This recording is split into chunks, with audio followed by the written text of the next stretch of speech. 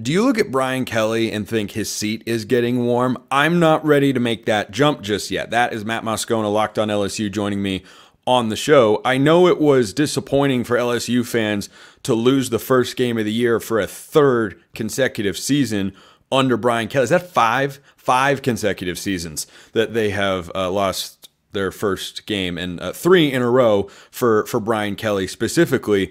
I was actually pretty impressed with both LSU and USC. I thought the defensive staffs showcased that they are making an immediate impact. I thought both quarterbacks were really good.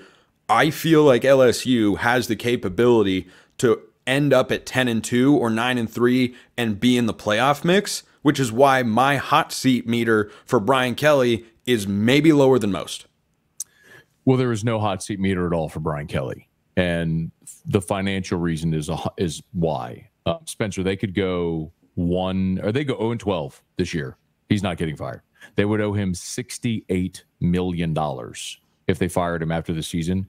And LSU does not even remotely, they're not even remotely close to having a semblance of a sniff of that kind of money. I tell people this all the time when they ask, for better or worse, good or bad, LSU and Brian Kelly, they are adjoined for a decade, financially and in every other way. So Brian Kelly, his seat is not hot. He is going nowhere. There's no reason to continue the conversation. I wonder if Texas A&M fans said the same thing before they paid Jimbo Fisher $75 million to go away. Spencer, you've got to understand the money you're talking about. The difference between Texas A&M and LSU are light years of difference. For example, Texas A&M has, I believe, the 5th largest endowment in the country. It's like Yale, Harvard, Princeton, MIT, Texas A&M. LSU's endowment is like $700 million. Like the two are not equal. It is not even the same stratosphere. I'm telling you this, there is no reality where LSU, there is a better chance that the citizens of the United States of America elect me president in November than LSU paying Brian Kelly $68 million to go away. I am telling you, this is not an opinion. It is a statement of fact. Brian Kelly has no warmth at all on his seat, at all. Well, that being said, he is certainly a coach not afraid to express his frustrations. I don't think that's the worst thing in the world if you're an LSU fan, because if the team is not performing up to the standard that you expect, I hope the coach is frustrated. I hope the coach is upset. But do you think after an 0-1 start, Brian Kelly can turn this around and guide LSU to the playoff? And you and I talked before the year that if LSU loses his first game, it's a complicated path to get there. It's not impossible, though. It might come down to that Ole Miss game. Yeah, I think the Ole Miss game, when you and I talked before the season, Spencer, I told a lot of people always circle Bama. I told you the Ole Miss game was the biggest game of the season for LSU, because if you get past that one, certainly depending on what happened against USC, now they lost that game. Look, if you lose to Ole Miss at home, now you have to win out. You have no margin for error, and I don't see that as possible. You get past Ole Miss, there's a path that you could go 5-1 in your final 6, finish 10-2, maybe with a win over Bama, and be a playoff team.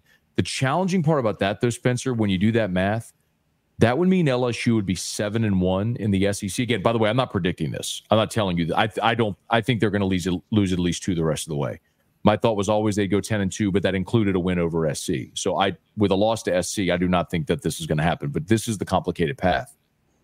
If you do manage to go 10-2 at this point, you're 7-1 in the league, which means you're probably going to Atlanta at 7-1. And if you are, and let's say you go play Georgia and lose, now you're 10-3. Does that knock you out? And I think that's one of those really complicated scenarios that the committee might have to dissect if it comes to pass. Again, I want to be clear. I do not think that comes to pass. But that's something that is mathematically and potentially still on the table. Yeah, and I want your thoughts kind of on LSU's ability to do that. You said, you don't feel like they're going to get there, but is there any hope in your mind, based on what you saw in week 1 against USC, that LSU is capable of getting to that level?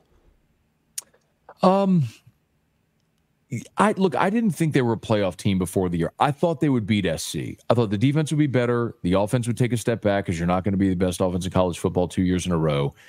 And LSU put up 417, 427 yards, something like that. I don't have it right in front of me. But I mean, the offense moved the ball. You had to finish drives in the red zone, man. I mean, when you get to the 3-yard line on the opening possession of the ball game and get no points, when you get down inside the 15 and you kick a chip shot field goal because you stall out. I mean, those are drives they finished a year ago, and that's really the difference in this ball game.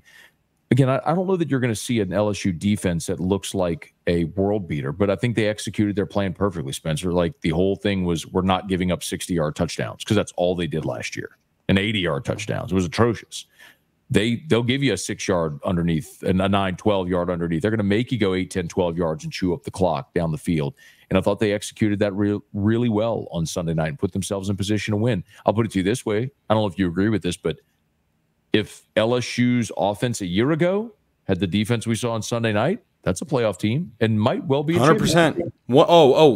100%. And I think the same, frankly, goes for USC, who had an incredible offense, and that defense was noticeably better. They were more gap sound. They tackled better. The scheme and play calling was much better. Everything was better. I thought both defensive coordinators showed their worth immediately. And it's why I'm not discounting the possibility that LSU goes 10-2 by the time the season comes to a close. It's hard, but I am in no way writing them off. I want to go elsewhere around the SEC with you for a moment, Matt. You shared your thoughts on the Brian Kelly, any warming or hot seat there and such, but let me ask you this. Shane Beamer at South Carolina, Sam Pittman at Arkansas. Who's gone first? Pittman. It's schedule and just a general lack of talent. Congrats on scoring 70 against Pine Bluff, but come on, man. that was Bielema did the same thing against a SWAC school back in the day, or whoever it was. Doesn't really matter. But no, the thing about Beamer is I think South Carolina football fans understand what they are, and they're not a contending team and are never going to be a contending team. And I think they have a young coach who showed that he can win there. I think losing Spencer Rattler obviously hurts. Lenora Sellers looked really bad on Saturday in that game against Old Dominion. I know, man. That's why I put Beamer into the same conversation as Pittman, because I think most people's reactions would be Pittman first. But, boy, you might be showing some cracks in the dam. It's just week 1. They got the win. It wasn't a full-blown upset. But if you're struggling with Old Dominion, what's going to happen elsewhere? I specifically with South Carolina, though, man, I would ask this question, and I think this is where Carolina kind of has it's a know thyself sort of thing. Who are you going to go hire?